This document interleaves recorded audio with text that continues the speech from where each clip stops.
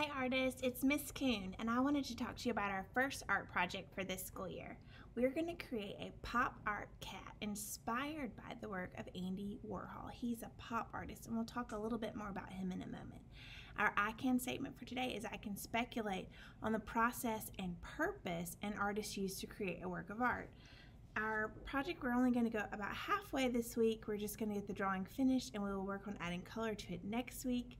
So let's look at who Andy Warhol was, examine some of his art, and talk about it really quickly. Andy Warhol was an American artist and leader in the pop art movement of the 1960s. His work explored the relationship between art, advertising, and celebrity. Pop art often features subjects from pop culture.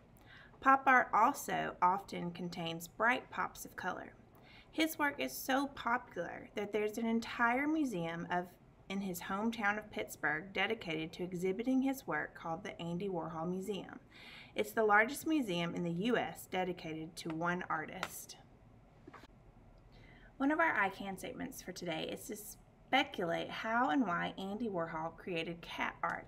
Here's a series of cat paintings that he created, and I want you to look at them and try to guess how you think he made them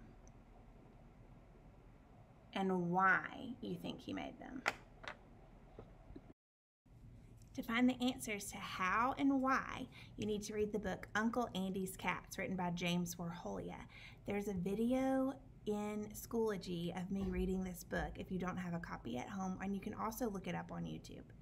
To get started on our project today, you're going to need a white sheet of paper, a pencil, and some crayons, especially a black. And if you don't have black, you can substitute another dark color. So let's get started. Okay, so we're going to draw a cat today inspired by the art of Andy Warhol. We're going to draw one together, and then you can flip over on the back and draw a second one in your own style if you would like. I'm going to have my paper turned vertical or tall way, so it's as tall as it can be, and somewhere in the middle-ish of my paper, I'm going to start by drawing an upside down triangle. That's going to be my cat's nose, and it might be bigger or smaller than mine, that's fine. I'm going to touch the bottom of the triangle and draw a line that loops up on the left and up on the right, kind of like a giant W. And then this space in the middle, I'm going to draw a line that curves across the bottom. That's not a tongue, it's his chin, so you can see where his mouth opens. Cat eyes are kind of football or lemon shaped, so I'm going to draw a line that curves up and then a line that curves down. And then inside of that football shape, I'm going to draw a circle or oval shape with a little line in the middle. Their pupils look like slits instead of being perfect circles. Our eyes have a black section in the middle that's more circular, and theirs is a little bit more like a slit. So I'm going to do a circle or oval with a little slit in the center.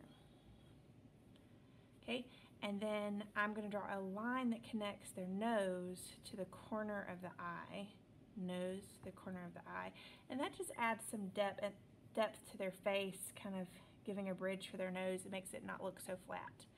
And then I'm going to connect across the top for the top of my cat's head, and I need to add ears. Okay, your ears could be very big or very small. Whatever ears you would like are fine. So I'm going to draw a line that comes up and back down. It's kind of a triangle shape. Up and back down, and they're smooth on the inside and furry on the back, so my ears are going to be tilted just a little bit so I can see the furry side and the smooth side. Furry side and smooth side. My cat's going to be crouching, and their heads are smaller than their bodies, just like your head is smaller than your body. So if he's crouching down, I would be able to see a little bit of his back above his head, a little bit of his body on the left and the right, and a little bit of his tummy below him. And I know it kind of looks like your cat's face is floating on a cookie blob, and that is okay. Andy Warhol's was a little bit blobbish too, and that's fine. He's a famous artist. So his little feet front feet are going to be sticking out just a little bit. So I'll draw some of his toes showing.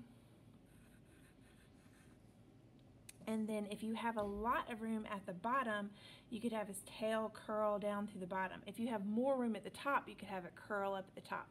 So just look at which section you have the most empty space, and we're going to try to fill our space.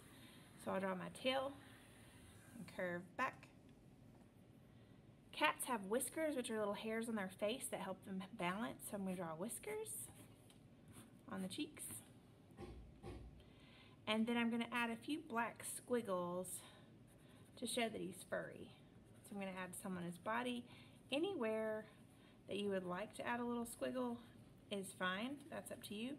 I'm even going to add some around the outside edge so he looks furry. I'm going to do his sides, the side of his face maybe, top of his head. Could add some on his tail. That's really just up to you.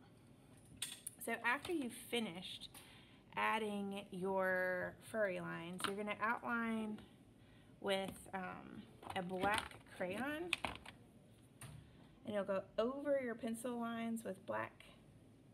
Anything that you drew with pencil, you're going to cover up with a black crayon line so that it looks like you drew the whole thing with crayon. So even his eyes, his nose, his whiskers,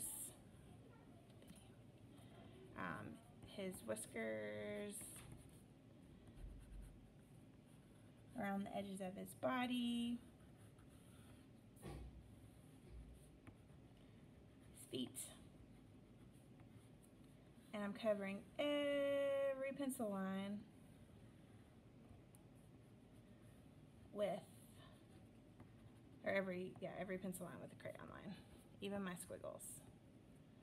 Most of our picture is going to get painted, so I'm not going to color the whole cat in, but I am going to pick crayons for his eyes.